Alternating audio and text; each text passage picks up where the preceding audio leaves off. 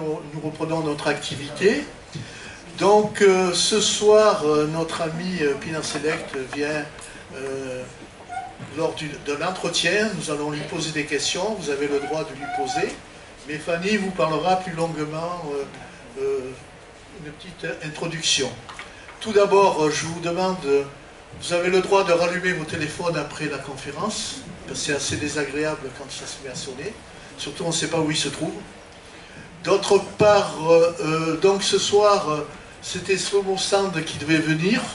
Il a eu un impératif familial, il a dû rentrer à Tel Aviv. Donc moi je suis remplaçante de Slomo Sand. Voilà. Et en fin de compte, j'ai reçu un mail de Pinard Select qui me parle du procès du 29 septembre en Turquie. On en parlera un peu plus. Moi, non. Et donc ça m'a donné l'idée de dire, voilà, c'est le moyen d'aider et de soutenir le combat que mène Pinard Select, notre ami. Alors tout d'abord, juste une information, vous savez, les Amis de la Liberté, nous sommes très ouverts à nos conférences, mais de temps en temps, il y a des personnes qui nous critiquent, les conférenciers. Pourquoi on a invité Pinard Ruiz, qui est islamophobe, soi-disant, pourquoi Toubon, RPR, pourquoi Slomo Sand, qui serait presque, disons, antisémite. Enfin, c'est surprenant, mais vous savez que notre thème, c'est rencontre critique de la pensée critique. Donc on débat, on s'affronte et on s'enrichit mutuellement. Voilà l'objectif de notre association. Et on ne se laissera pas subir des pressions d'où qu'elles viennent. D'autre part, nous avons repris notre activité des séminaires, mais nous avons changé un peu le thème qui était prévu, c'est-à-dire qu'on a commencé, là, il y a à peu près 15 jours, sur le travail, qui correspond aujourd'hui au débat possible. Donc nous avons tenu déjà 3 conférences.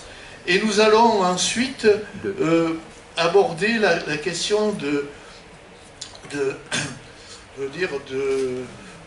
tout. Donc par exemple, hier soir, on a eu, excusez-moi, on a eu sur... excusez-moi, j'ai un trou de... Le Fordisme. Le Fordisme, voilà, il y avait des gens présents à la conférence. Donc nous allons continuer ce débat. D'autre part, le 12 octobre, il y aura la non-épuration en France de 1943 aux années 50 et ses conséquences avec Annie Lacroix-Harris. Le 19 octobre, là aussi, ce n'est pas sûr qu'Henri Pinard Ruiz, parce qu'il a des problèmes de santé, mais on vous proposera certainement une autre conférence. Le jeudi 9 novembre, c'est le défi climatique et alimentation, avec l'adjoint au maire de Montsartou. Vous savez, c'est une commune qui est exemplaire à ce sujet. Le 23 novembre, se loger dans les grandes villes, avec Yann Rossa, adjoint au logement de Paris. Et le jeudi 7 décembre, aider ceux qui ne sont rien, ce sera une table ronde avec différentes associations, Restos du Cœur, Emmaüs, Secours Populaire, Secours Catholique. Voilà donc notre programme.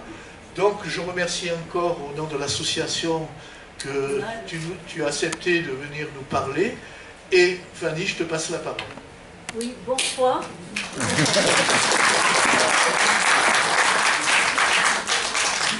Avant de commencer, je voulais vous dire qu'il y a un penche féministe à la suite de notre conférence. Et il y aura les livres de Pinard à vendre. Et il y a aussi une caisse de soutien pour le comité Pinard 06. Voilà, oui, ça sera dehors. Hein, donc je vous l'annonce, les livres de Pinard à vendre, le punch et la caisse de soutien. Voilà. Alors, bonsoir Pinard. Bonsoir Pinard. Bonsoir aux amis présents. Je me permets de te tutoyer, ma chère Pinard. Le tutoiement est révolutionnaire.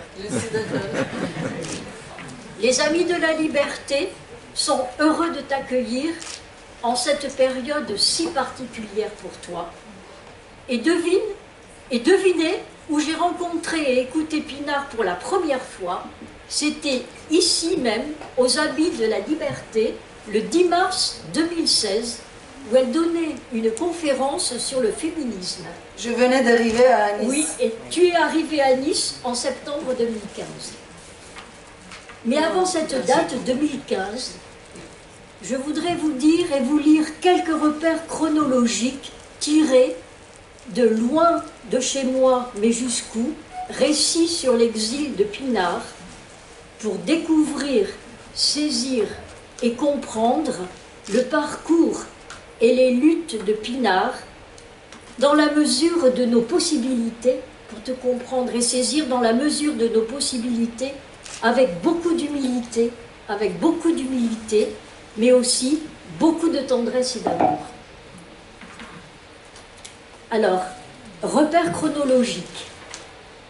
Je vais faire un petit repère chronologique un peu rapide. Mais je trouvais que c'était quand même, pour des personnes, peut-être qu'il y a des personnes qui connaissent le parcours de Pinard, mais peut-être des personnes dans la salle ne connaissent pas forcément le parcours de Pinard. Et je trouvais que c'était intéressant, historiquement aussi, quelques dates. Pardon. 1971, naissance de Pinard dans une famille de la classe moyenne, politiquement engagée dans l'opposition. Sa mère, Alia Selek, est pharmacienne et son père, Alp Selek, est avocat défenseur des droits de l'homme. Son grand-père, Donc humain, elle n'a pas écrit humain, c'est... D'accord. est un militant de la gauche révolutionnaire et cofondateur du Parti des travailleurs, le premier parti de gauche en Turquie. Il est alors secrétaire général et le représentant à l'Assemblée nationale. 1980, coup d'État militaire en Turquie, dissolution de l'Assemblée nationale et interdiction des partis politiques. La presse est censurée, des centaines de milliers de personnes sont arrêtées et torturées, plusieurs sont condamnés à mort, arrestation du père de Pinard, qui est maintenu en détention près de 5 ans. 1992, Pinard s'inscrit en sociologie à l'université Mimar Sinan d'Istanbul. En 1995, elle cofonde l'Atelier des artistes. Elle continue ses recherches car elle veut analyser les blessures de la société pour être capable de les guérir. En 1997, elle obtient son DEA de sociologie avec un mémoire intitulé « La rue d'Ulker, un lieu d'exclusion ». Parallèlement, elle entame ses recherches sur la question kurde et effectue plusieurs voyages dans le sud-est de la Turquie, ainsi qu'en France et en Allemagne, pour réaliser au total une soixantaine d'entretiens destinés à alimenter un projet d'histoire orale. 1998, 11 juillet, arrestation de Pinard, qui est interrogé à propos de son travail sur la question kurde. 20 août, en prison, elle apprend par la télévision son inculpation. 2001, 22 décembre 2001, le tribunal de grande instance d'Istanbul libère Pinard. Que s'est-il passé dans les années 1990? Je reprends un texte. Dans les années 1990, elle s'intéresse à la question kurde et effectue de nombreux voyages et interviews au Kurdistan, en France et en Allemagne. Elle est arrêtée par la police d'Istanbul en juillet 1998 et torturée pour lui faire avouer les noms de ses contacts. Comme elle résiste, elle est accusée d'avoir déposé une bombe faisant 7 morts et une centaine de blessés. Plusieurs experts ont pourtant certifié qu'il s'agissait de l'explosion accidentelle d'une bouteille de gaz. C'est le début d'un acharnement politique et judiciaire contre elle qui dure depuis 25 ans. Elle a passé plusieurs années en prison. Elle a été acquittée 4 fois par différents tribunaux, mais les appels et les annulations des acquittements ne cessent pas. La dernière audience a eu lieu le 31 mars dernier. La prochaine est prévue le 29 septembre. Pinard vit en exil en France. Elle a obtenu le statut de réfugiée en 2013, puis la nationalité française en 2017. Elle est maîtresse de conférences à l'université Côte d'Azur. Voilà pour les dates simples que je voulais vous dire. Mais avant de te poser des questions, Pinard, avant de commencer le débat, je voudrais lui dire à Pinard que j'ai une profonde admiration et un grand respect pour son père, que j'ai rencontré par 2 fois, et ainsi que pour sa sœur, qui a changé d'orientation pour entreprendre des études de droit et devenir avocate pour assurer sa défense. Voilà ce que je voulais te dire. Merci beaucoup. De tout cœur.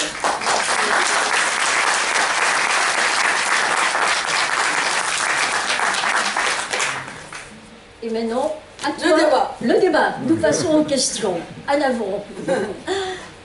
Je voulais te poser aussi, donc, vraiment pour bien replacer, je dirais, politiquement et historiquement, que penses-tu du résultat des élections en Turquie? D'accord. Ensuite, quelles sont les conséquences de ce maintien au pouvoir d'Erdogan? Et que montre ton procès sur la politique en Turquie? Voilà les 3 premières questions. Trop bien, non? Alors, je ne sais pas, je peux vous dire bienvenue. Oui, bienvenue. D'abord, je vais te dire quelque chose. Je ne me sens pas en exil. Je vis des détachements assez profonds. Oui, mais c'est vrai que... À l'époque, j'étais en exil. C'était plus ancien. De mon arrivée, c'était le cas. Je me sens plutôt nomade. Donc moi, je suis plus une nomade qu'exilée. Et je crois que j'ai mon pays avec tous mes amis, avec toutes mes luttes, etc. Tes derniers livres le prouvent. Hein? Oui.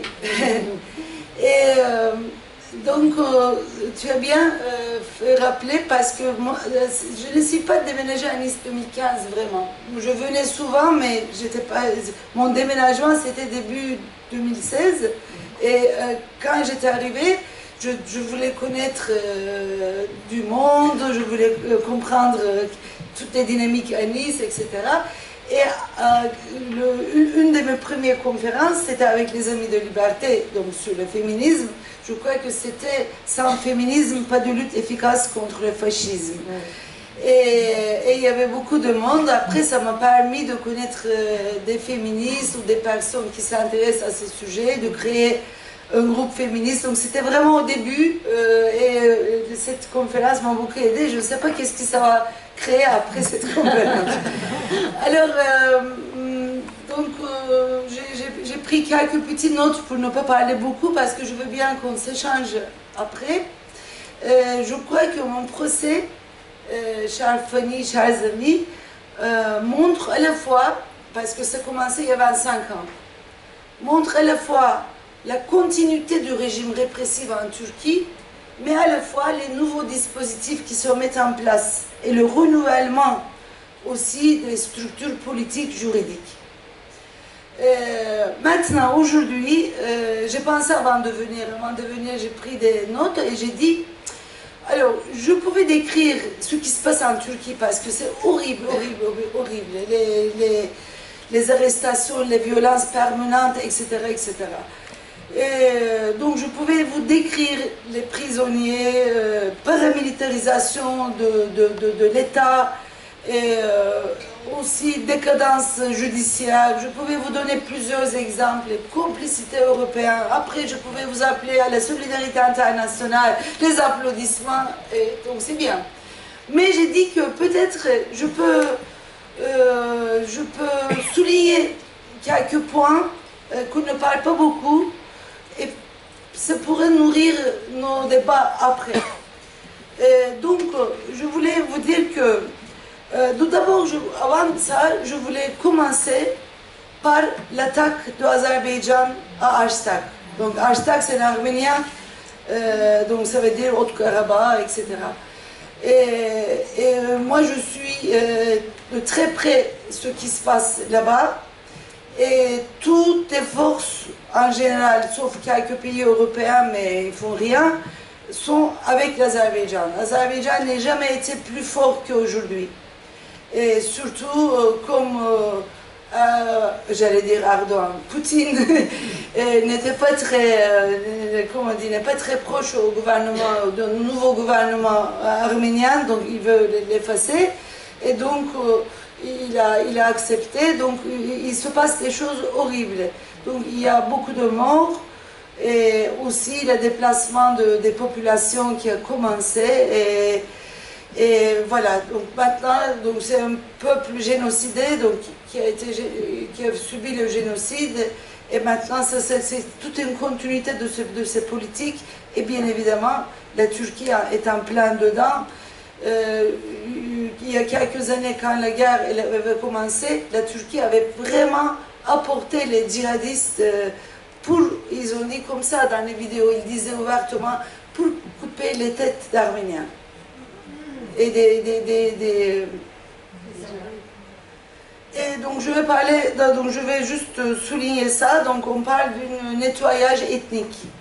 Et les Arméniens ont saisi les Nations Unies pour dire qu'il s'agit d'un crime contre l'humanité, il faut que les Nations Unies fassent quelque chose. Mais en même temps, c'est pas moins grave, dans les parties Kurdistan, Syrie, Iran, officiellement Syrie, Iran, Turquie et Irak, il y a des massacres perpétuels qui augmentent. Chaque jour, je suis tous les matins, donc je commence à la journée comme ça, chaque jour au moins 40 personnes, 30 personnes, 20 personnes mortes. Les femmes, les personnes qui ont lutté contre le Daesh. Et aussi, surtout Iran, pas seulement la Turquie, Iran aussi bombarde tous ces partis parce que dans les mobilisations en Iran, les Kurdes donc Gina Amini, c'était une Kurde, et les mobilisations étaient plus dans les régions kurdes. Et donc, ils ne pouvaient pas contrôler toutes ces forces, et donc la Russie n'était pas contente parce qu'il avait des relations avec le gouvernement iranien, donc c'était son statu quo, et les Kurdes dérangent le statu quo là-bas. Et donc aujourd'hui on est en pleine guerre, surtout dans cette région. Donc les Kurdes sont encerclés aujourd'hui. Donc, tu as posé la question, on se tutoie ma chérie, et tu as posé la question par rapport à Erdogan, par rapport au gouvernement turc, donc après les élections. Je peux vous dire que ce gouvernement, il est plus fort, mais pas après les élections, il était déjà fort. Est-ce que vous m'entendez ou Oui, il était déjà fort. Je vais vous expliquer pourquoi il était déjà fort. C'est ça aussi. C'est un acteur très très important. C'est un allié de la mondialisation de l'économie néolibérale. Et il fait un rôle, il effectue un rôle, c'est plus juste, il fait un rôle très important dans cette alliance, dans cette reconstruction. Parce que comme vous savez, le monde des structures économiques, politiques, sociales se déconstruit et se reconstruit maintenant. Et il y a des nouveaux partages, des nouveaux guerres de partage, etc. Et la Turquie et le gouvernement en question est venu déjà en disant que moi je suis candidat, je ne me vois pas comme ça, candidat à mettre en œuvre le néolibéralisme et le néoconservatisme dans cette région, et j'ai déjà des liens très important transnational. Donc, pourquoi transnational? Parce que je ne dis pas Erdogan, je parle de ce parti politique. Et il s'appuie pas là sur la bourgeoisie turque qui, comment on dit, la bourgeoisie turque moderne, pro-occidentale, mais aussi qui sont issus du génocide des Arméniens. Donc ils ont des... Comment s'appelle cet animal qui mange les cadavres? Voilà, donc ils ont récupéré l'argent avec ce génocide, donc ils ne sont pas mieux, juste vous dire. Mais ils boivent du vin, ils sont plus modernes, tout ça. Et donc c'est la Turquie moderne, la bourgeoisie moderne, mais ce n'est pas une bourgeoisie qui s'est développée par le bas, par la manufacture, tout ça. C'est une bourgeoisie qui s'est créée par l'État à cette période-là, donc ça vient par le haut. Et donc, ce nouveau mouvement qui se tourne vers la mondialisation et qui dit qu'on a déjà des relations transnationales. C'est-à-dire, je dis transnational, pas international, parce qu'international, c'est à travers les États, tous les liens transfrontaliers qui se mettent à travers les États. Mais quand tu dis transnational, tu n'as pas besoin des États pour créer ces liens. Et donc la mondialisation, mais avant, avec les multinationaux, tout ça, la transnationalisation aussi. Transnational, c'est pas que quelque chose de mauvais, mais là, c'est utilisé par les capitalistes, disons. Donc comment ça se fait? Et comme vous savez très bien, à l'époque de colonisation, il y avait des perdants de la colonisation, non? Allemagne, Italie, etc. Donc d'où viennent les raisons des guerres? Il y avait des perdants de la colonisation qui n'avaient pas assez de colonies, donc des partages de colonies, etc. Et maintenant, il y a les perdants de la mondialisation, par exemple Trump, par exemple plein d'autres personnes. Donc il y a des États ou des forces qui sont en conflit avec ces multinationaux aussi. Donc les choses ne vont pas tout seul avec c'est pas comme l'eau qui coule sans pierre. Et donc dans cette région aussi, on commence à voir des conflits assez importants, et la bourgeoisie, une partie des bourgeoisies, parce qu'ils ne sont pas seuls, s'organise sous les confréries. Et les confréries ne sont pas vraiment, quand on fait des recherches, il y a plein de recherches sur les confréries régionales, c'est pas que la Turquie, il y a des Naqshbandi, il y a des Nour, donc il y a différents groupes, par exemple les différences entre Qatar et Arabie Saoudite aussi, qui s'appuient sur différentes confréries, et ces confréries, ils ont un discours musulman qui est lié à l'islam, mais c'est plutôt des relations économiques. Donc c'est des espaces d'alliance économique, politique, etc. Donc en Turquie, Erdogan a créé, le parti s'est créé surtout autour des tigres anatoliens. Tigres anatoliens, c'est la nouvelle bourgeoisie de Turquie, qui plutôt le bâtiment, la construction, etc., ou le commerce, etc., et qui ont des liens transnationaux, en Tunisie, en Syrie, en plein d'endroits. Donc ils s'organisent autour de la religion, et c'est une bourgeoisie très conservateur, très traditionnelle, et très liée avec d'autres pays. Et donc il y a des commerces qui sont commencés beaucoup avant. Donc le parti qui est au pouvoir en Turquie est issu de cette bourgeoisie, et aussi la représentant de cette bourgeoisie. Et donc quand ils sont arrivés au pouvoir il y a 20 ans, non? Oui, il y a 20 ans, et ils ont commencé à faire des réformes. Alors, l'Europe, elle était très contente. L'Europe était très contente. Applaudit, parce que les lois de El Khomri est passées. C'est pas El Khomri, mais voilà. À la El Khomri, à la Macron, ils ont commencé à passer. Et c'est les mêmes choses qui se sont passées en Turquie. Donc, d'abord, il a fait la libéralisation. Et il a dit que moi, je vais changer.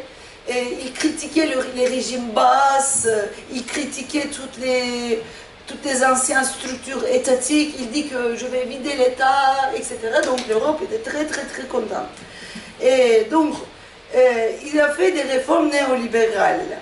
Et il dit, après les élections, non, juste avant les élections, je crois, ou après, donc il dit, donc je vais faire une citation de Tayyip Erdogan. Grâce à nos réformes, notre pays a attiré plus de 252 milliards de dollars d'investissements directs internationaux depuis 10 ans.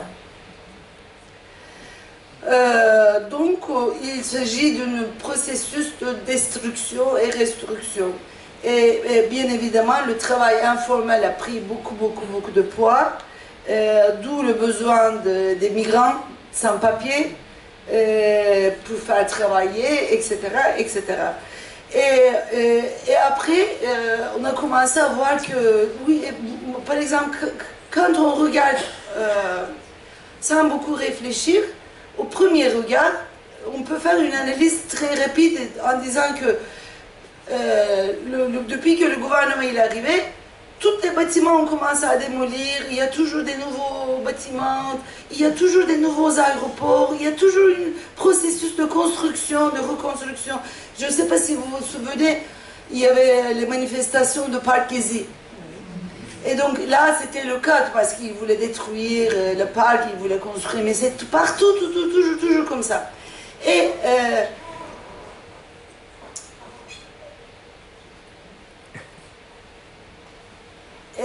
donc, au début, on pouvait dire que oui, parce qu'ils s'appuient sur les tigres anatoliens, donc c'est des... comment ça comment c'est le mot en français? Ceux qui créent des bâtiments, ceux qui...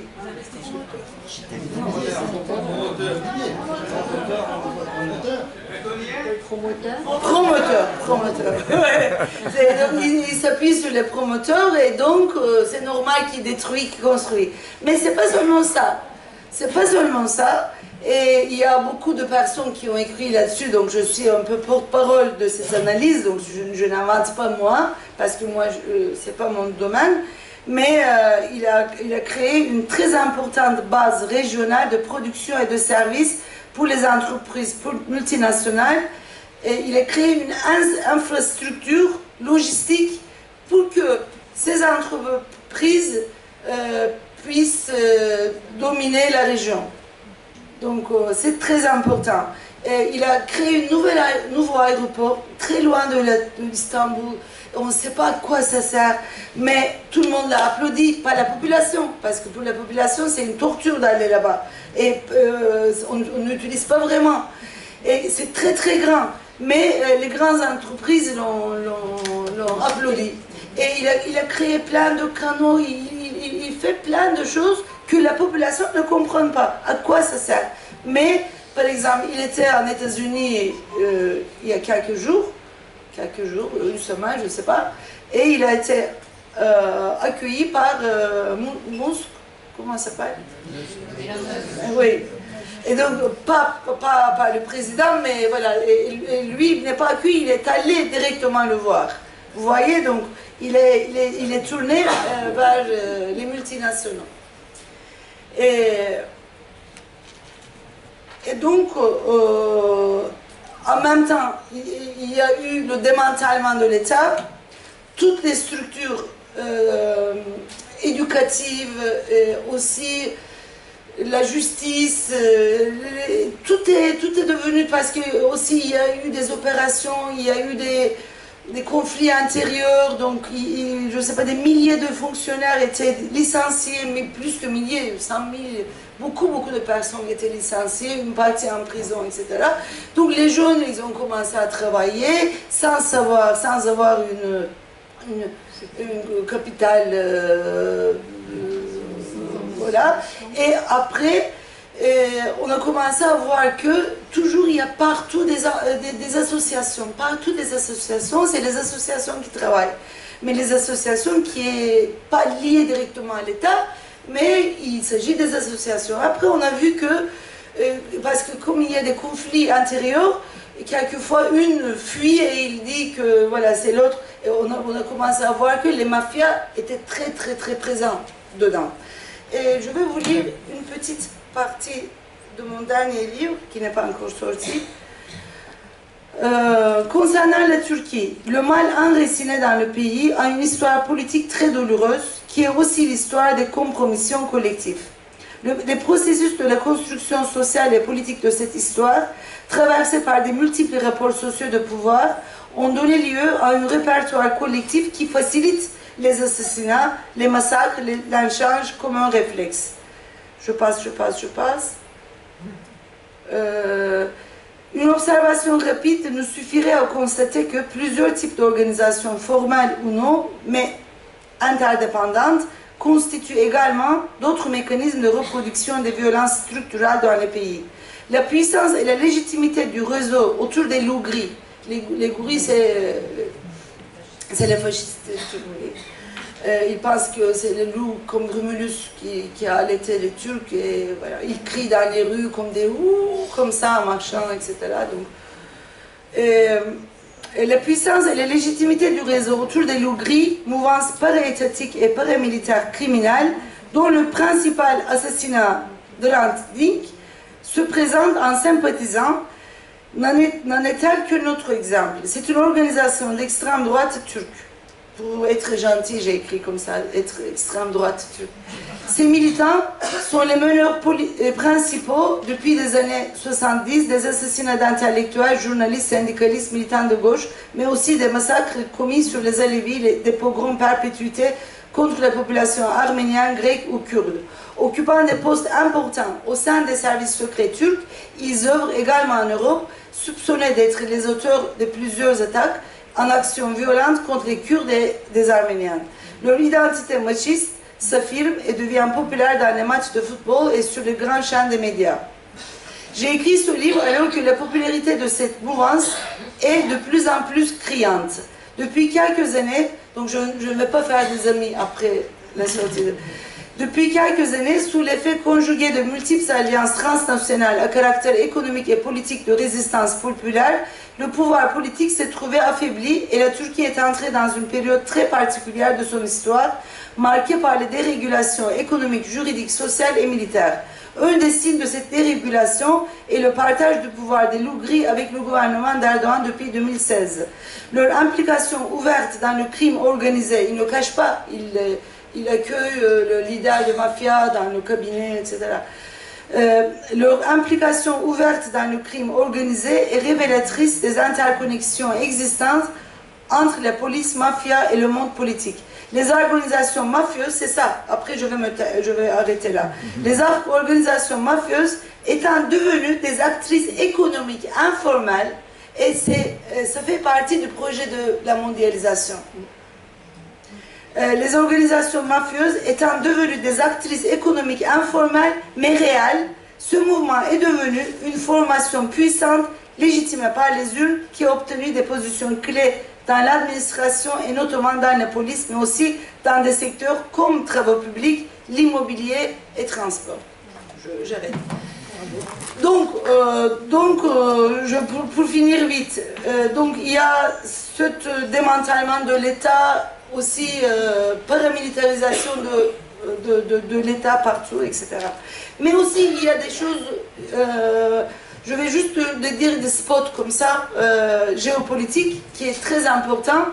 Et vous suivez, je crois que vous êtes des personnes comme moi qui suivent les actualités. Il y a des guerres de couloirs maintenant. Il y a la Chine qui veut renouveler son couloir de soie, qui n'était pas la même chose, mais les États-Unis et les autres forces essaient de créer un autre couloir pour encercler aussi un peu la Russie et un peu surtout la Chine. Et il y avait une réunion il y a pas longtemps, donc je sais pas, une semaine, pas beaucoup, G7 en Inde. Il y a combien de temps? Le temps passe très vite, mais G20, une semaine, oui. Et là, donc ils ont décidé de créer IMEC. IMEC, ça s'appelle Inde, Moyen-Orient, Européen Corridor économique. Et donc ils ont commencé à faire ça. Donc là, il y a la guerre d'Ukraine, il y a plusieurs choses qui sont très liées à ces politiques. Et c'est pas seulement les États participent, mais c'est surtout les multinationaux. Et la Turquie et l'Azerbaïdjan et le Qatar, ils essayent de prendre place parce que tout est très dynamique. Il n'y a pas les mauvais, il n'y a pas les ennemis. Les ennemis peuvent devenir des amis et c'est vraiment tout dépend à quelle place que tu vas prendre, quand et comment. Donc, un autre point important, donc je passe vite, je n'explique pas plus, la Turquie est l'allié de l'OTAN avec la deuxième plus grande armée terrestre. Et lors de sa visite en Arabie Saoudite, Qatar et Émirats, voilà, et là, il est rentré il y a 2 semaines. Donc il a fait une tournée, et il a signé des accords d'une valeur de plus de 50 milliards de dollars. Et donc, coopération avec le monde turc, il parle beaucoup de coopération, comme si le monde turc, vous parlez de Kyrgyzstan, je ne sais pas quoi, et musulman, donc ça peut être arabe ou d'autres. et une présence très très importante, même plus importante que la France, sur le continent africain. Et présence en Europe, il y a plein de choses qui sont sorties les derniers temps, peut-être je peux partager avec des personnes qui s'intéressent. Surtout, ces organisations mafieuses sont transnationales.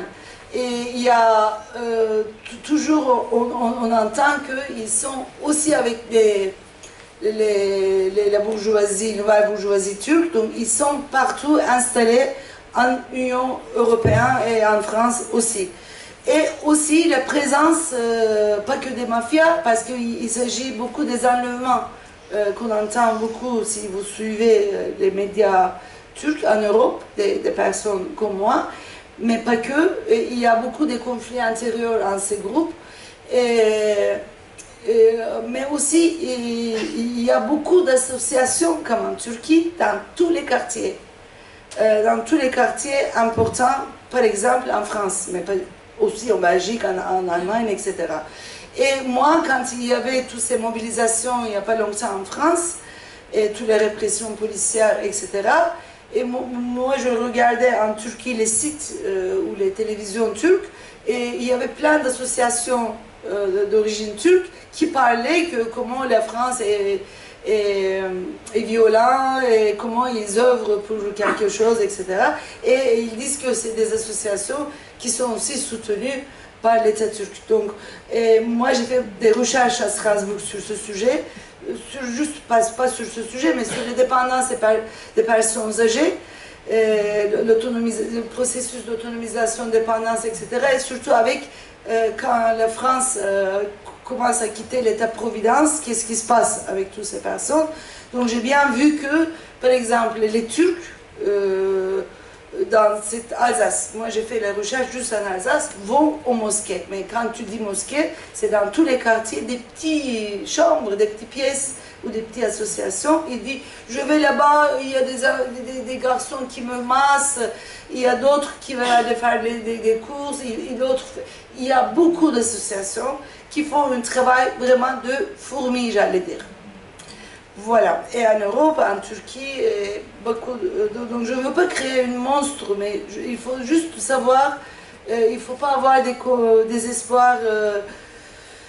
Et aussi, je ne vais pas parler des renseignements turcs ici, dans cette partie. Donc, il y a une nouvelle alliance qui se met en place de plus en plus, qui s'est mise en place, mais maintenant qui commence à se montrer de plus en plus. Qatar, donc, vous savez, ce n'est pas l'ennemi de la France, Qatar. Il y a beaucoup de choses à dire là-dessus, Azerbaïdjan et la Turquie.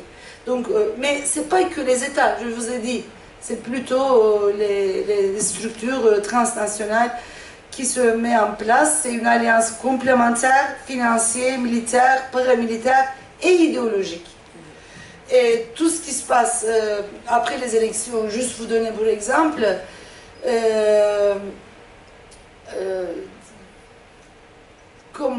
comme toujours, comme tous les fascistes, comme j'avais dit dans ma première conférence ici, sans féminisme, pas de lutte efficace contre le fascisme, parce que les fascistes savent très bien que nos corps sont politiques, parce que le privé est politique, ils savent comment nous gouverner, ils savent que la famille classique est importante pour discipliner la population, etc. Et c'est pour cette raison-là, ils ont tous contre toutes les minorités sexuelles, ils sont à toutes les formes de sexualité qui est libre et qui sont pas conformes aux normes patriarcales. Voilà, j'ai trouvé et donc, juste la semaine qui vient après l'élection, ils ont dit on va nettoyer notre nation des homos. Il a dit homo, parce que pour eux, les trans, tout est homo. Il a dit on va nettoyer notre peuple, de nation, pardon, des homos. Et maintenant, ils organisent un truc, c'est pas comme contre les manifestations, contre les mariages pour tous, c'est pire. Pourquoi pire? Parce que le gouvernement, ou les associations, vous comprenez, les associations, qui organise chaque dimanche, partout, et pas partout, mais dans quelques endroits, mais grands, à Istanbul par exemple, ils organisent le rassemblement pas contre les homos, mais pour la propreté, pour une nation propre. Et ils distribuent à manger, pour que les gens viennent. Ils distribuent la soupe, ils distribuent plein de choses. Voilà. Et deuxième chose, bien évidemment, comme il a démantelé les structures aussi de l'éducation, il y a partout des écoles privées, et depuis bien longtemps, des écoles privées. Des petites filles comme ça, de 7 ans, 6 ans, ils ont des foulards, des petits-enfants voilés, et ces enfants ont grandi, vous voyez. Et il a créé, ce gouvernement a créé sa population, parce que ce n'est pas 3 écoles, c'est des milliers d'écoles, et c'est dans des petits quartiers, dans des petits villages. Vous voyez, donc il y a plein d'argent, plein d'investissements, pas seulement au niveau militaire, mais aussi social, culturel et éducatif. Voilà, et en continuant à flirter avec les multinationaux. Voilà. Et donc là, je peux dire tout ça, et je pense que malgré tout ça, il y a des luttes qui continuent, mais vous avez vu en Iran, est-ce que vous pouvez imaginer que les États-Unis va prendre en considération l'État iranien pour échanger leurs prisonniers? Vous avez entendu, non? Et vous voyez, donc, et on disait que 30 personnes sont mortes. Et qu'est-ce qui va se passer? Et donc, moi, quand j'étais petite, je croyais que la justice arrivera un jour. Mais pas toujours. Quand on promène dans les villes, quand on va dans différents pays, on voit toujours les traces des dominants, les églises, je ne sais pas, les palais, les grandes choses. On voit très peu les traces des opprimés, des femmes ou des esclaves, etc. Voilà, donc je ne sais pas si la justice va arriver, mais nous, on va œuvrer la justice. Excusez-moi de vous faire une speech un peu pessimiste, mais je n'ai pas voulu être pessimiste. C'est la réalité. Juste pour dire qu'on lutte contre... On est dans cette réalité. Mon procès se trouve dans cette réalité. Et voilà. Et maintenant, je suis prête à vos questions. Peut-être qu'il y a des questions donc.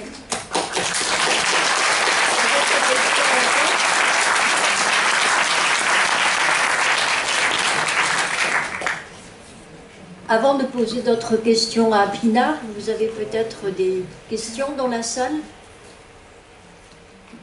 Oui.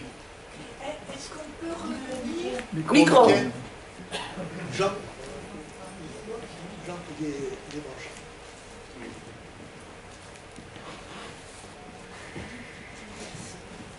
Est-ce qu'on peut revenir quand même à vos procès et à vous directement, s'il vous plaît? Parce que moi, je voudrais aussi comprendre une chose. Comment il est possible que vous soyez jugé tout le temps et que ça ne s'arrête pas? C'est-à-dire qu'à chaque fois, vous avez été, je pense, acquitté et que néanmoins, je ne sais pas si c'est le parquet, enfin, je ne sais pas comment ça se passe là-bas, exerce un recours et vous êtes à nouveau jugé. Je veux dire qu'en France, par exemple, nous avons 3 degrés de juridiction et nous avons éventuellement l'Europe, la Cour européenne des droits de l'homme, mais il y a un moment où ça s'arrête, où c'est définitif. On a l'impression que pour vous, quoi qu'il arrive, ça continue tout le temps, alors que vous êtes quand même déclarée à un moment donné innocente. Pourquoi? Et est-ce que vous pourriez donc davantage peut-être insister sur quel est l'enjeu du gouvernement là-dedans, par rapport à vous, par rapport à ce que vous représentez, et éventuellement quel danger pour eux vous représentez, s'il vous plaît? peut-être... Alors, moi, je fais une lutte contre cet acharnement, pas seulement politique et juridique, mais aussi psychologique. Donc c'est pas facile pour moi de répéter toujours la même histoire. Donc ce que j'ai trouvé comme solution, ne pas parler du procès. Et heureusement, j'ai des comités de soutien, j'ai des amis. Et donc je laisse à mes amis de parler du procès. Et moi, je parle d'autres choses, d'autres luttes, tout ça, tout ça. Mais pour vous répondre très très brièvement, mais après vous allez trouver mes amis, il y a Françoise Cotta ici qui était à mon procès et qui a parlé avec mon père, tous mes avocats, ma soeur, et elle connaît bien le dossier, donc elle peut vous dire plus de choses davantage, des choses davantage, je sais plus de choses. Mais moi je peux vous dire que moi je ne suis pas seule. Je suis un tout petit point dans le grand tableau en Turquie. Par exemple, juste vous donner un exemple. Il y a eu une manifestation de Gezi à Istanbul et le gouvernement a eu trop peur de ça. Et c'était juste pour protéger 2 arbres. Il y a eu beaucoup de personnes qui sont mobilisées. Et c'était une manifestation très pacifique et très artistique et intéressant. Et le gouvernement a trop peur et depuis, il n'arrête pas à arrêter des nouvelles personnes, depuis 2013. Et il y a plein de personnes qui sont arrêtées à cette période qui n'ont même pas lu leur acte d'accusation. Vous voyez? Et il y a des témoins secrets, etc. Et les derniers temps, il y a quelques années, il a arrêté un médecin, Osman Kavala. On croyait qu'il est vraiment intouchable, Osman Kavala. Osman Kavala, il avait une famille riche, mais on disait qu'il est devenu gauche quand il était jeune, donc il a décidé d'utiliser cet argent pour des différents projets. Donc il était un peu donateur, mais il faisait des projets. Surtout il faisait des projets pour des rencontres culturelles, pour la paix, etc., avec les Kurdes arméniens, mais toujours il soutenait les artistes. Et il est en prison, on ne pensait pas que, parce qu'il n'était pas politique, il était très reconnu par tout le monde. Parce qu'il a beaucoup aidé beaucoup de personnes, et il n'était pas vraiment à gauche, donc il était humaniste, disons. Et lui, il est en prison, le Cour européen des droits de l'homme a cassé, il a dit libération immédiate, et le gouvernement, les politiques, ce n'est pas les juristes qui ont répondu comme ça. Et un autre exemple qui est plus criant, aussi criant que l'autre, c'est Latin Demirtas. Donc c'est le leader du parti pro-kurde en Turquie. C'est un avocat, c'est un militant de LDH turc. Donc il a été à Diyarbakır l'avocat qui était vraiment avec tout le monde avant d'être élu. Après, il a été élu, après il a participé à ce parti, après il est devenu président et porte-parole parce qu'il écrit, il parle bien, c'est un beau parleur, etc. Il est jeune et donc c'est devenu un danger. Et aussi, il était très ouvert aux féministes, à tout autre mouvement LGBT et il était assez, il parlait de la question arménienne, donc c'était un jeune très intelligent et qui disait les choses ouvertement. Et quand, avant pas cette élection, mais les dernières élections, il a dit juste, il y a eu une demande de ce parti, d'une alliance avec ce parti kurde, et il a dit non, on ne va pas te faire, élire. Il a dit non. Donc il a contesté et tout de suite après il a été emprisonné. Il est en prison depuis des années. Et le lendemain de son élection, donc c'est la même chose qui s'est passé. Le Cour européen, il a demandé son libération immédiate. C'est rien passé. Et lui, quand il a été élu, il a dit « Tu vas crever dans la prison ». Vous voyez, c'est un président. Et toute la population qui sont venus pour applaudir, ils ont crié mort, mort, mort, mort, mort.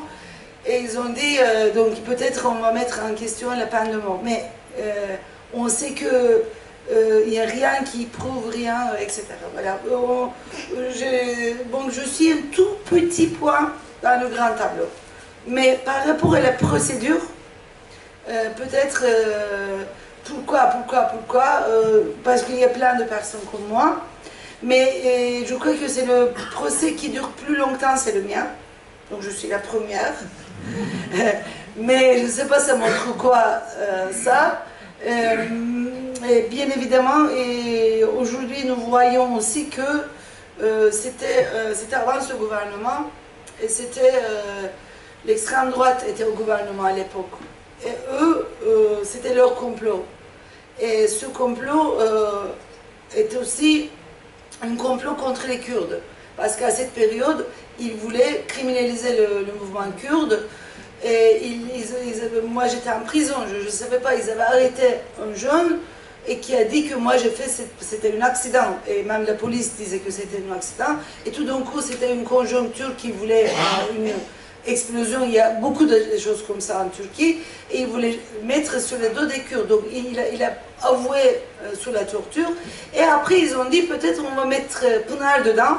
Alors moi je ne m'appelle pas Pınar, mais j'aime Pınar. Donc ils ont dit on va mettre Pınar dedans, comme ça on va tuer avec un coup de deux oiseaux, comme on dit en français, je ne sais pas. Mais maintenant, je pense qu'ils regrettent de m'avoir mis dedans. Parce que s'ils ne m'avaient pas mis, ce procès était fini il y a longtemps. Quand mon père était venu ici il y a 1 an, 2 ans, comme invité de barreau de Nice. Non, c'était AldéH qui l'avait invité. C'était AldéH qui l'avait invité et le sujet c'était comment on peut être avocat dans un pays où il n'y a pas l'état de droit. Et donc il expliquait avec plein de détails et comment les avocats deviennent des freins un peu. Il disait que, par exemple, grâce à nous que le procès continue depuis 23 ans. À l'époque, c'était 23 ans. Maintenant, c'est 26 ans. Et donc, il est dit comme ça, parce que sinon, ça pourrait finir beaucoup plus... Moi, j'ai vu en prison beaucoup de personnes, mais c'est vraiment irrationnel. Irrationnel. Et dans ce livre, je dis, quand on entre dans les casernes, c'est écrit ici, l'intelligence finit, c'est tout est irrationnel, il ne faut pas chercher la rationalité. Vous voyez, c'est aussi le caractère des régimes totalitaires. Ouais. Il y a une dame là-haut. Là-haut. Marie.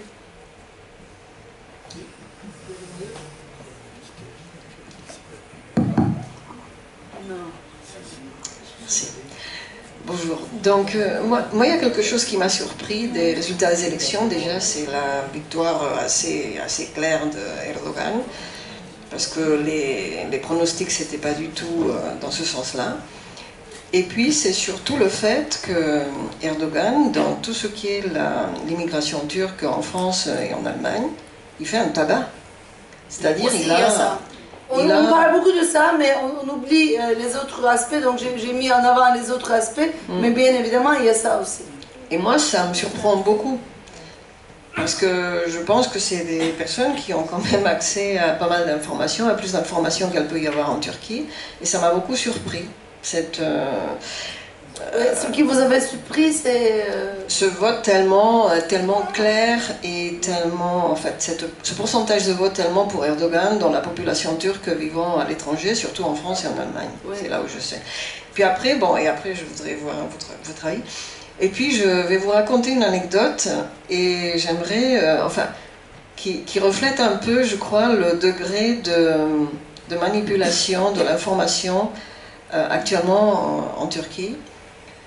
Parce que dimanche dernier, j'étais allée voir Les Feuilles Sèches, le film de Living Ceylan. Et donc à la fin, il y avait un débat. Et la fin du film se finit dans le Nemrut-Dağ, pour ceux qui connaissent. Donc il y a quelqu'un dans le débat au début qui a dit « Oh, mais c'est un endroit très beau, c'est où le Nemrut-Dağ ?» Bon. Donc moi je le connaissais, donc moi je levais la main, j'ai dit bah, c'est le Nemrut qui est situé dans le Kurdistan turc. À côté de moi, donc, il y a une fille qui me dit non, pas le Kurdistan, ça n'existe pas, c'est l'Est de la Turquie. Je dis oui, mais l'Est de la Turquie c'est le Kurdistan. Ah non, non, mais ça n'existe pas, ça n'existe pas. Je dis attendez, il y a le Kurdistan en Turquie, en Iran, en Irak. Elle me dit non, écoutez. Donc à ce moment-là, j'ai compris qu'elle était turque. Donc, et c'était une jeune femme qui devait avoir entre 25 et 30 ans, qui n'était pas absolument pas voilée, qui était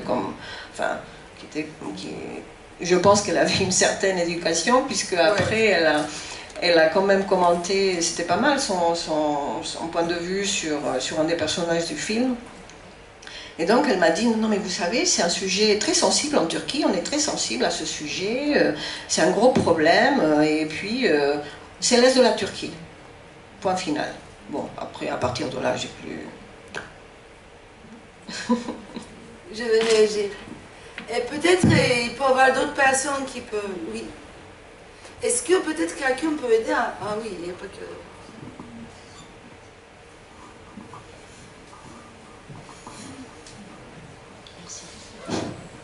Oui, quand on rentre dans les salles d'audience des tribunaux en Turquie, il y a une immense fresque, toujours derrière les magistrats, qui dit « il n'y a pas d'État sans respect du droit ». Mais quand on rentre dans ces salles d'audience, nous, avocats, on ne sait jamais ce qui va se passer. C'est-à-dire qu'il n'y a plus de droit en Turquie, il n'y a plus aucun respect des règles, et c'est l'arbitraire le plus complet. Vous venez pour... Vous rentrez dans une salle d'audience parce que vous pensez que quelqu'un va être jugé, pas du tout. En toute opportunité, les magistrats peuvent décider, sans donner absolument aucune explication, que l'affaire sera renvoyée. Il y a un autre procès qui dure presque depuis aussi longtemps que celui de Pinar, c'est celui des assassins du bâtonnier du barreau de Diyarbakir, qui est une ville kurde de l'est de la Turquie. Non, il a été tué il y a 6 ans ou 7 ans. Oui, mais ça prend exactement les mêmes proportions, oui, dans la mesure où tous les ans il y a une audience, tous les ans ce que demandent les avocats est rejeté, et tous les ans on nous dit ça passera l'année prochaine. Oui. Et il est évident que plus personne ne sait comment s'en sortir, comme dans ton procès Pinar, où j'ai l'impression que plus personne n'arrive à trouver une issue. Alors que se passe-t-il? Il y a effectivement des acquittements, tout le monde a compris en Turquie et ailleurs que Pinar était innocente des faits qui lui étaient reprochés, puisque à 4 reprises elle a été déclarée innocente et qu'il a été prouvé de façon tout à fait indiscutable qu'il ne s'agissait pas d'un attentat, mais qu'il s'agissait d'un accident et d'une bouteille de gaz qui avait explosé, faits dans lesquels Pinar ne peut avoir absolument aucune participation et aucune responsabilité. Là, il va y avoir une audience. Je ne sais absolument pas... 29 septembre. 29 septembre. Nous allons y aller parce qu'il faut y être à chaque fois, et j'insiste sur ce fait. Le gouvernement turc et la justice turque, enfin la justice entre guillemets, jouent les prolongations. C'est-à-dire qu'on essaie de démobiliser. Nous, avocats, nous allons au procès des avocats turcs, et nous y allions des fois pour 10 minutes d'audience. C'est-à-dire qu'on y va, le procès est renvoyé, on y retourne, le procès est renvoyé, mais ils savent que nous serons là éternellement. Tant que les avocats ne seront pas libérés, nous y serons. Et pour Pinar, c'est la même chose, il ne faut pas baisser les bras, parce que la 10e audience est plus importante que la première. Parce que la 10e audience, si nous y sommes, nous montrons que nous ne lâchons pas. Nous ne lâchons pas. Ils ne lâchent pas non plus, et nous devons continuer sur la lancée. La prochaine fois, parce que chaque fois il y a un appel. Elle parle bien cette... Non mais le 29, c'est évident qu'il ne va pas y avoir de procès, nous le savons déjà. Nous y allons quand même, nous allons peut-être rentrer dans la salle d'audience pour 10 minutes. Tant pis, ils nous verront, et ils sauront qu'à l'international, en France, en Belgique, dans les autres pays, nous continuons le combat pour que Pinar soit définitivement innocenté. Alors moi aussi je vais vous donner une anecdote. Pourquoi est-ce que Pinar dérange? On pourrait se dire que Pinar en définitive c'est Peanut. Pas du tout. Peanut c'est quoi? Peanut c'est tout petit, minuscule. Il y a quelques mois j'étais donc à Diyarbakir pour ce procès dont je vous parlais et j'ai rencontré un jeune avocat, à peine 30 ans, et je lui ai dit que j'allais aller à l'Istanbul pour le procès de Pinar Selek. Immédiatement, il a fait un mot pour Pinard, il savait qui elle était, il voulait manifester sa sympathie, je t'ai donné son mot, et il va être présent à la délégation du 29, il tenait à être à Istanbul. Pourquoi? Parce que Pinard, c'est aussi la mémoire de l'Arménie, c'est aussi les combats pour l'Arménie, pour le Kurdistan, et c'est très très très actuel. Alors maintenant, je voudrais donner un sentiment tout à fait personnel. Tout à l'heure, tu as expliqué Erdogan, ce qu'il avait fait, ce qu'il avait mis en œuvre. Mais moi, j'ai l'impression qu'Erdogan, il a aussi le soutien des couches populaires. En tout cas, c'est ce que j'ai ressenti quand j'étais en Turquie. Oui. Et pourquoi? Parce qu'il a su faire. Exemple. Ouais. Lorsque les Turcs des bidonvilles construisaient leurs maisons la nuit, ils devenaient propriétaires de leur terrain. Les bidonvilles ont été totalement éradiqués, mais les gens ont été relogés. Et ils ont été relogés dans ces espèces d'immeubles ultra-modernes qui recouvrent entièrement le pays. Donc il est populaire, parce qu'il a donné des logements, qu'il a donné une espèce de réponse au sentiment nationaliste qui existe malgré tout dans les couches populaires en Turquie, parce qu'ils ont été traités plus bas que terre. Et n'oublions pas que Erdogan, quand il vient d'aller là aux États-Unis, qu'est-ce qu'il a offert à Minsk? Il a offert son livre. Et son livre, c'est quoi? Il est possible de construire une société plus juste. C'est-à-dire que Erdogan a un discours extraordinairement populiste, mais qui porte ses fruits. Et dans les rues d'Istanbul, dans les rues de la Turquie, moi j'y vais quand même pas mal, on n'a pas l'impression que la revendication démocratique, que la revendication qui porte sur le respect des libertés et contre toutes les violences qui sont faites, c'est pas ça qui est au centre. Ce qui est au centre aujourd'hui, c'est courir après le modèle européen, c'est manger dans les fast-foods, c'est Kentucky, c'est toutes les chaînes. Et je voudrais ajouter aussi une chose qui est extrêmement importante, c'est que la France est extrêmement présente en Turquie. Toutes les entreprises françaises ont pignon sur rue, partout, oui. Pas que les assurances, les voitures, les compagnies d'assurance, tout. Oui. Tout le monde est présent en Turquie, tout le monde fait son beurre avec Erdogan, et la France, de ce point de vue-là, est extrêmement complice du pouvoir de ce parti. Voilà ce que je voulais dire.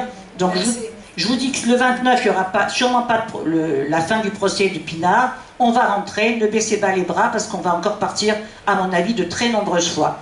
Et je voulais dire aussi encore, je ne veux pas trop monopoliser la parole, que la situation des avocats en Turquie est extrêmement... montre exactement ce qui se passe. Actuellement, ce sont des barreaux entiers qui sont poursuivis. Non seulement les bâtonniers, mais tous les conseils de l'ordre sont poursuivis. Ça s'est fait à Izmir, ça s'est fait dans la capitale. C'est-à-dire que quand les avocats prennent parti, les avocats en Turquie, ce sont des lanceurs d'alerte. C'est très différent de la France. Ils sont en train de redéfinir complètement les contours de la profession et ils sont de ce point de vue-là tout à fait héroïques et exemplaires. Et les barreaux se sont prononcés contre les discours des autorités religieuses, justement contre les minorités LGBT. Et à ce moment-là, que s'est-il passé? Tous les barreaux, tous les bâtonniers ont été poursuivis. Alors, ils sont également extrêmement malins parce qu'ils sont relaxés actuellement. On a des décisions de relax et immédiatement après, on a des appels. Or, les appels en matière correctionnelle, il n'y a pas les avocats, il n'y a pas ceux qui sont poursuivis et ils sont condamnés dans le secret des tribunaux. Voilà où on en est. Et je vous dis franchement, ne baissons pas les bras. Il faudra y aller, il faudra continuer à y aller. Et le combat n'est pas fini pour Pinard.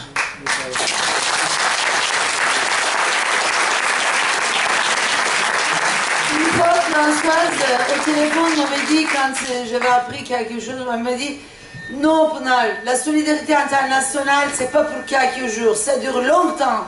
Elle m'avait dit ça au téléphone, je me souviens. Moi, je voulais te poser d'ailleurs la question en quoi la solidarité internationale est importante. Donc, je relis les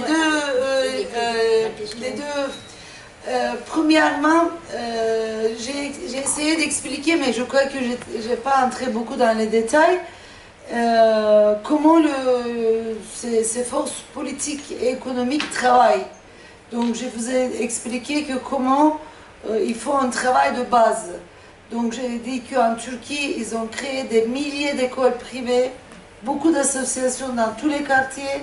Et là, on peut voir le même modèle aérien, parce qu'on est à Nice, mais dans d'autres villes, il y a partout, plein d'associations. Mais c'est des associations qui aident aux personnes âgées, qui aident aux enfants, qui aident aux femmes, qui aident aux santé, qui sont dans l'aide. Et le gouvernement, qu'est-ce qu'il fait depuis le début?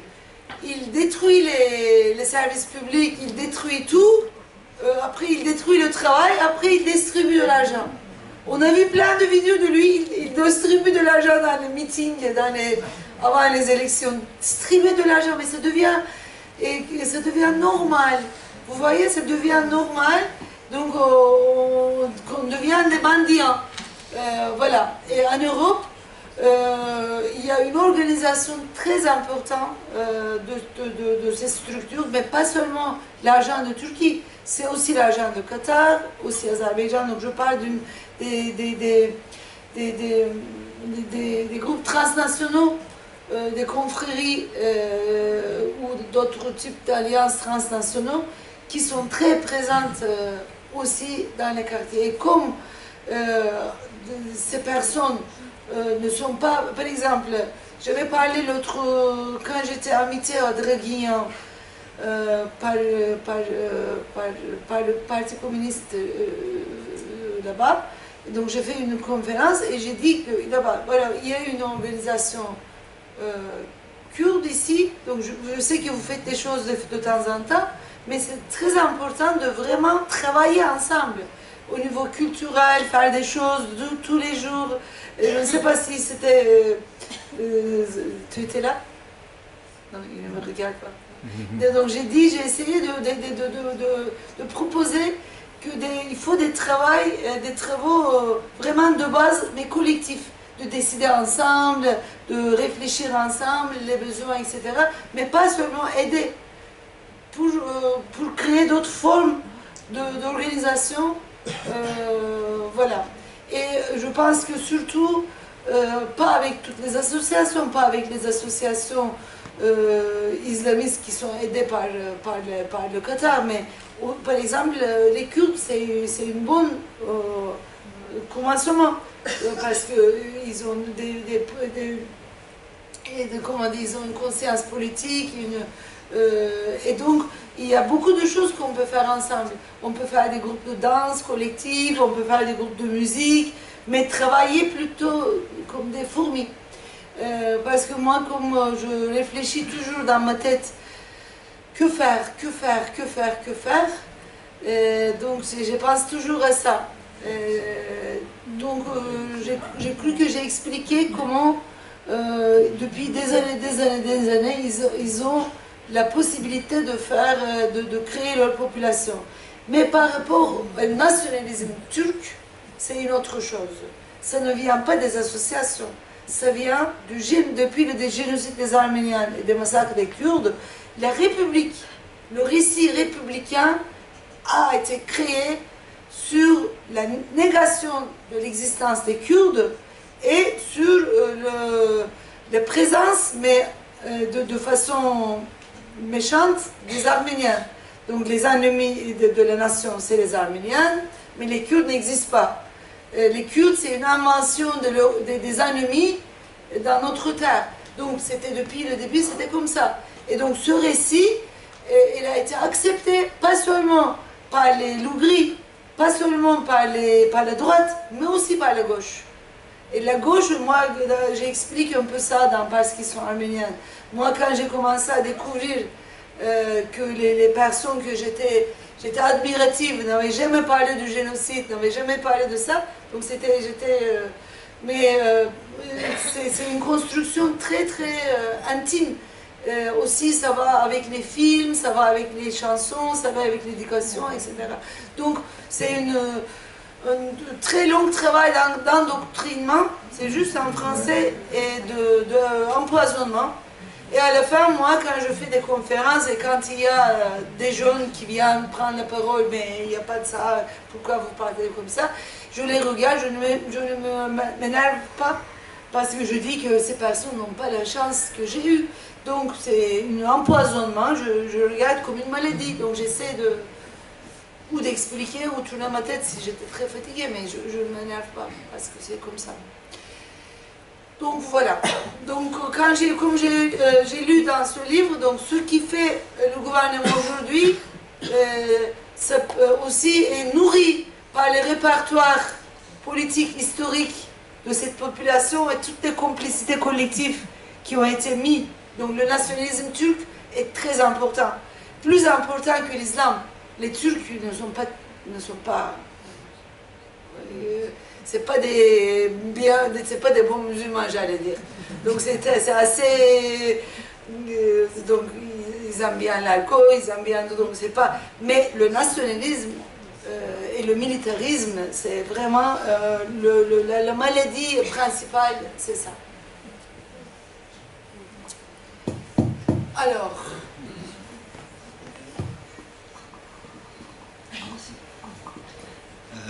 Tu as dit plusieurs fois que Erdogan court derrière le modèle libéral, tu as même dit néolibéral, occidental, je reprends tes mots. Est-ce qu'on ne pourrait pas dire tout simplement capitaliste? Et la deuxième partie de ma question est, selon toi, dans tes luttes intersectionnelles, qu'elles soient féministes, LGBT, antiracistes, antifascistes, écologistes, est-ce que forcément ces luttes sont anticapitalistes ou elles ne sont pas sérieuses? Donc, moi, je veux parler de mon point de vue, bien sûr. Bien évidemment, c'est capitaliste. Mais dans le processus du capitalisme, il y a des modifications. Donc, quelquefois, on catégorise, on crée des catégories pour faciliter la compréhension. Par exemple, à l'époque de donc le capitalisme, il y a une période avant la colonisation. Il y avait une période de préparation, disons. Après, il y avait une période de colonisation. Donc, mais colonisation ne veut pas dire pas capitaliste. D'abord capitaliste, mais après, il y avait un processus de colonisation. Mais dans cette colonisation, qu'est-ce qu'il y avait? Par exemple, la France, la bourgeoisie française, colonisait l'Algérie. C'était plus net. Ou, je ne sais pas, l'Angleterre, mais la bourgeoisie, mais c'était passé par l'État. L'État avait une place dans l'organisation économique plus importante. Donc il allait avec les bourgeoisies, mais l'État était en avant dans l'organisation de l'économie dans ces secteurs-là. Quand on dit néolibérale, mondialisation néolibérale, donc parce que je ne voulais pas dire juste mondialisation, parce qu'il s'agit de mondialisation, transnationalisation du capital, que les entreprises sont devenues des multinationaux. Mais ces multinationaux, ce n'est pas des Ougandais, ce n'est pas des Érythréens. Donc les patrons des multinationaux, c'est quand même quelques grands pays riches. Mais ils ne veulent pas passer par les États toujours. Et parce qu'ils ne veulent pas avoir des engagements aussi par rapport aux charges sociales, tout ça. Donc ils ne vont pas être arrêtés, ils ne veulent pas que l'État intervienne dans le processus. Donc ça, c'est ce parti, c'est pas nouveau, c'est pas tombé du ciel, mais c'est plus criant, c'est plus visible. Il existait un peu avant, mais maintenant, les multinationaux ont pris une importance importante. Donc il n'y a pas une histoire de colonisation comme ça. Par exemple, les Algériens ne pouvaient pas voter. Il y a toute une organisation politique aussi derrière. Mais là, les multinationaux ne passent pas par les États et organisations politiques toujours. On ne peut pas, donc les États ont des nouvelles fonctions. C'est plus, ils sont concentrés à la sécurité, à la violence. Mais même la violence, avec la mondialisation, se privatise. Les prisons privées en États-Unis, ou bien toutes les armées paramilitaires qui s'organisent dans tout le monde. Donc les hommes s'arment, mais ce n'est pas que dans les armées. Donc la présence, l'importance des loups gris que je parle, ça montre aussi ce lien avec la mondialisation. Donc juste c'est une étape du capitalisme. Voilà ce que je voulais dire. Et par rapport à les intersectionnalités, par rapport à des luttes intersectionnelles ou par rapport à des luttes de convergence, moi je pense que il faut toujours réfléchir, il faut toujours se questionner et toujours englober tout type de domination, dont le capitalisme bien sûr. Donc les dominations de classe, domination de sexe, domination de race, domination... Moi j'aime beaucoup Bellux. Bellux c'est une féministe américaine, elle est trop chouette. Et elle dit que le féminisme peut être... Pas que le féminisme, mais toutes les idées, mais elle dit, elle est comme elle est féministe, elle dit que le féminisme peut être une baguette magique, mais quand elle est nourrie de toutes les critiques sociales. Donc moi j'aime beaucoup ça. Donc, mais ça n'arrête jamais. Par exemple, quand j'ai découvert l'histoire de la civilisation, notre domination sur les autres animaux, sur les autres êtres, toute l'histoire de ça, comment on crée une civilisation qu'on tire par le cou un animal, comment les esclavagistes, comment ça devient normal. Et moi j'ai dit, il faut tout le temps se questionner. Et voilà. Oui, moi je voudrais revenir sur la question qui t'a été posée, Pinard, à quoi sert la solidarité internationale? Parce que c'est quelque chose qui... C'est bien que c'est pas moi qui réponde, oui. Parce que c'est quelque chose qui personnellement est au centre de mes préoccupations. Alors, à mon avis, il faut voir ça à deux niveaux. Sur le plan d'abord humain, simplement humain, quand vous rentrez dans une cellule pour voir des prisonniers politiques turcs qui ont été condamnés à 20 ans parce qu'ils sont avocats et qu'ils ont défendu des gens qui étaient censés être des terroristes et que donc ils ont été eux aussi accusés de terrorisme, quand vous les voyez chanter face à leurs 20 ans de prison, quand vous voyez l'éclat qui continue à être dans leurs yeux, vous vous dites que la solidarité internationale, si c'est de rentrer dans cette cellule-là et de leur apporter le soutien des avocats français et du peuple français, c'est quelque chose qui compte. Et quand la solidarité internationale de ce point de vue-là ne s'exerce pas, on en meurt. C'est le cas de Hébrou, qui est une jeune avocate qui a pensé à un moment donné que, contrairement à ce que dit Pinard, le ciel est vaste, les mers sont immenses, les étoiles sont nombreuses, le monde est infini, mais elle s'est vue mourir en prison face à 25 ans d'emprisonnement. Ça, c'est sur le plan personnel et je crois que c'est un combat que nous devons mener. Sur le reste, s'il y a mondialisation des capitalismes, il y a aussi une mondialisation des possibilités de combattre. Et pour moi, la solidarité internationale, c'est ça. C'est que les frontières ne suffisent pas à nous arrêter. C'est que les frontières ne suffisent pas à arrêter nos combats et que nous aussi, nous sommes capables d'établir des ponts, d'établir des liens, de nous fédérer et de continuer à avancer. C'est pour ça que c'est fondamental. Et quand vous parlez avec les Turcs qui sont là-bas et qui se battent... Et les Kurdes, et les Arméniens qui restent, il en reste peu, mais peu importe, eh bien, à ce moment-là, vous comprenez que la solidarité internationale, pour nous en France, c'est peut-être devenu un mot un peu creux, mais pour eux là-bas, c'est énorme parce qu'ils y croient encore, ils y croient de plus en plus d'ailleurs, et ils sollicitent cette solidarité. Ils en ont besoin. Ils ont besoin que l'on se dise en Turquie qu'ils ne sont pas oubliés, que les peuples occidentaux notamment leur tendent la main, ils sont là pour mener les mêmes combats qu'eux. C'est la raison pour laquelle je recommence à vous dire, la solidarité internationale, c'est d'être présent chaque fois qu'il y a un procès pour Pinard, chaque fois qu'il y a un procès pour les avocats turcs et kurdes, et de ne pas baisser les bras, parce que c'est une chaîne qui s'établit, c'est la mondialisation de notre lutte. Moi, je ne sais pas ce que c'est que l'intersectionnalité, mais je sais en tout cas ce que c'est que la mondialisation des luttes, et je crois que de ce point de vue-là, nous devons être extrêmement vigilants, et nous devons avancer. Il y a quelques années, la solidarité internationale, elle était vraiment différente d'aujourd'hui. Les manifestations sur le Vietnam, toutes les manifestations sur l'Amérique latine, c'était des milliers et des milliers de gens qui descendaient dans la rue. Aujourd'hui, ça c'est fini, et il nous appartient à nous, parce qu'à l'âge où nous sommes aussi la continuité, de faire en sorte que se retrouve ce lien entre les peuples. C'est la solidarité internationale, et nous en avons tous extrêmement besoin. Merci beaucoup. Je crois qu'on est venu à la fin. Merci beaucoup pour cette intervention. Je vais peut-être rajouter quelque chose et remercier plutôt à Nice, je ne sais pas.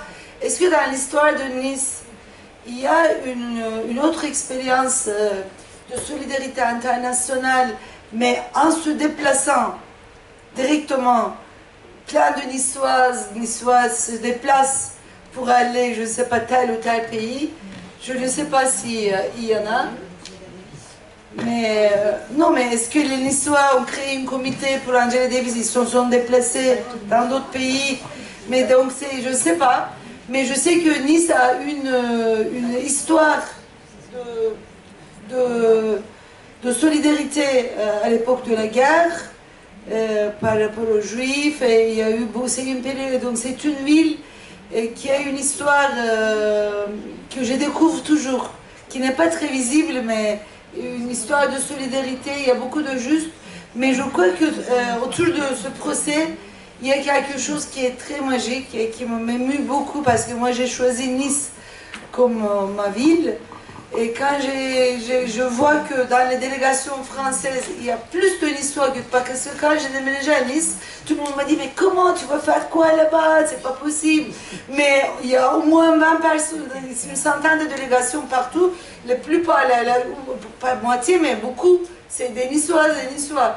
Et toute la solidarité qui se met en place ici, c'est vraiment très très important. Et c'est pas une solidarité ici à Nice. C'est se déplacer, aller là-bas, encerclé par la police, etc.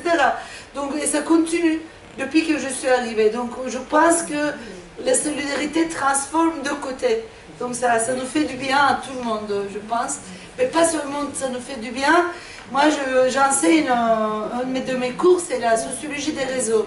Donc, je raconte comment les relations sociales créent des structures invisibles.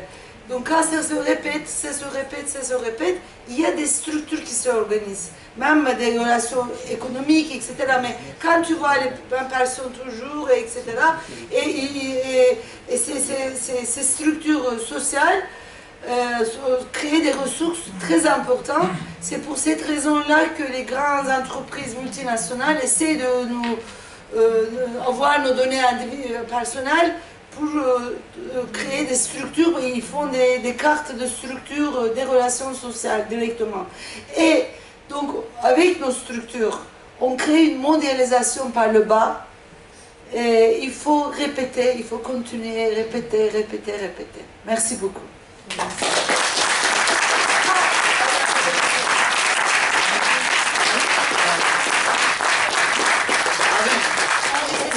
Après, il y a la dame là.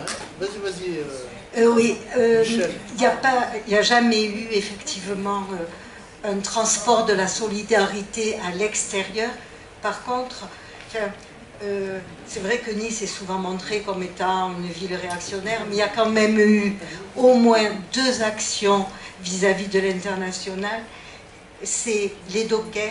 Au moment de la guerre, à l'époque, c'était l'Indochine. Ah, oui. Qui ont jeté les rampes de fusées qui devaient partir contre le peuple indochinois. Et après, au moment où Médecin a décidé de jumeler Nice avec le Cap, il y a eu Ernest Pignon-Ernest qui a créé ces affiches. Et dans la nuit, Nice a été recouverte. C'est 2 actions qui sortent un petit peu, parce qu'après il y a toutes les actions au quotidien. Pour la Palestine, pour la Palestine. Voilà. Mais moi j'ai parlé de déplacement. Déplacement si nombreux, ça me touche. Et je crois que... La dame.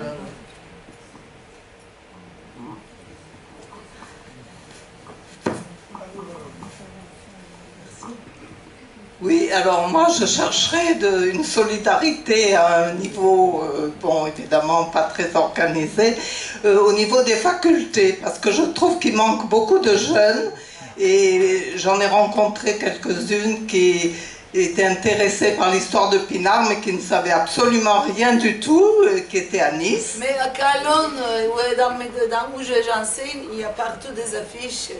Donc, ça dépend des universités. Oui, je n'ai pas entendu. Ouais.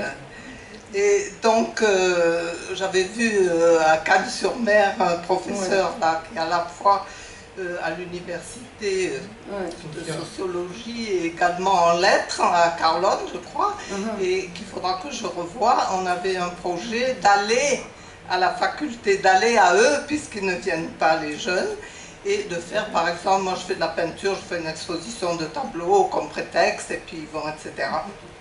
Alors, ensuite, il m'est venu une autre idée de ce genre. J'ai écrit à l'écrivain Jean-Marie Gustave Leclésio, que j'avais un petit peu connu quand j'étais étudiante. Bon. Et aux surprises, eh bien, il m'a répondu. Et donc je ne vais pas lire le passage personnel qui n'est pas intéressant pour vous, mais ce qui concerne Pinard, parce qu'en fait c'était pour parler de Pinard que j'avais fait ma lettre. Alors il écrit donc ce que vous me dites de Pinard me touche, une morsure qui semble inguérissable. Bien sûr, je soutiens votre action. Je suis heureux que ma, entre guillemets, ville vienne en aide à une personne aussi remarquable. Comptez-moi des vôtres. Alors, si vous avez une idée pour poursuivre et de répondre à ceci, ça serait bien. J'espère que le jugement de septembre mettra fin à cette persécution. Croyez à toute ma fervente admiration. Oui, il faut lui dire de partir à Istanbul. Voilà. Je vais vous dire avant de se pardon. Voilà. Non, alors je lance que la bouteille à la mer, si vous avez des idées. Et puis, ça m'a quand même donné une idée de relancer les facultés, parce que le papier à lettres vient de Chine, hein, son papier à lettres. Alors, j'ai eu une chance extraordinaire parce que j'ai écrit ma lettre il y a très peu de temps. Je l'avais dans la tête, puis je ne la faisais pas. Elle est partie il y a 10 jours. Elle est arrivée chez Gallimard, donc je ne savais pas où était le Clésio de par le monde. Et il est passé au moment où ma lettre est arrivée, parce qu'il a lu, il a répondu dans la semaine. Elle est arrivée. Vous voyez, c'est très touchant. Comment une personne, même, elle peut créer quelque chose, même une personne. Voilà, donc il faut essayer. Vous voyez, c'est une toute petite chose, mais bon, elle pourrait déboucher. Alors donc, à la faculté, ça m'a remis un peu en selle, et je vais en parler. C'est une fourmi zanzine. Une conférence à Nankin, parce que le papier vient de Nankin. Il pourrait peut-être faire une conférence à la fac à Nice, et puis etc. Parce qu'il a de très bons souvenirs de Nice.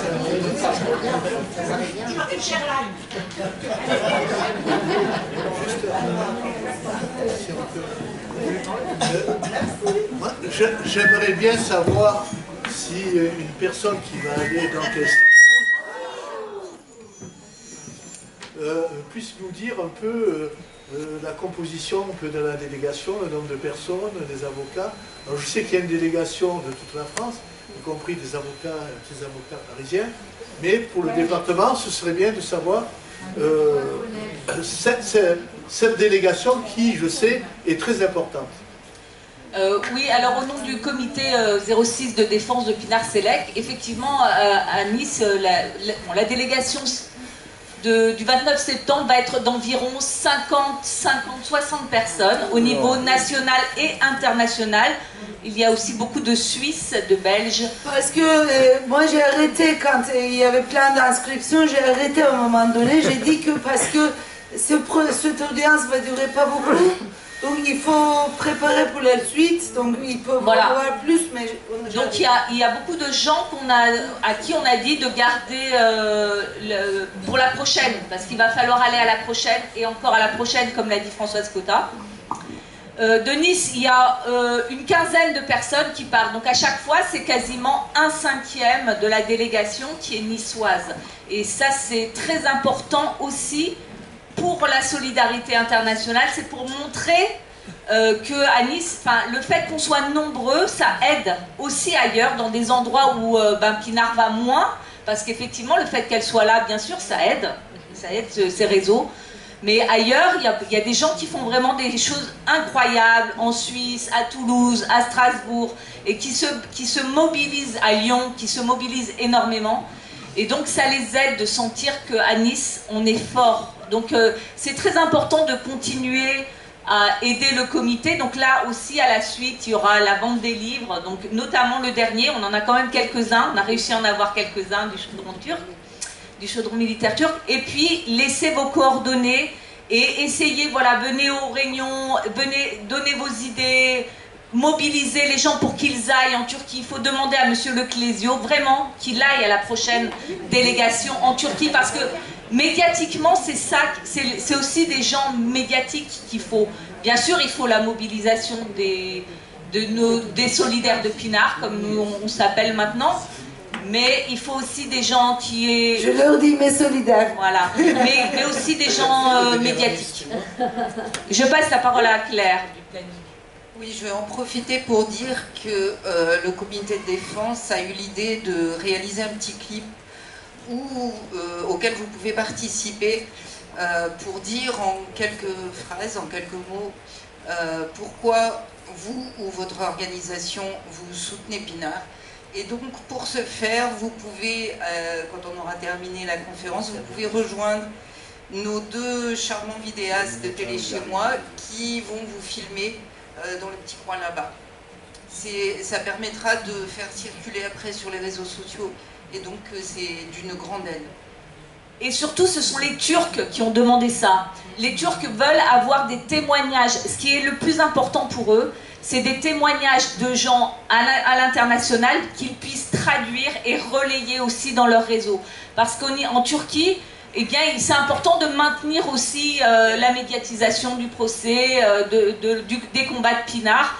Donc eux ont vraiment besoin d'avoir des témoignages à traduire aussi. Voilà, donc c'est très très important.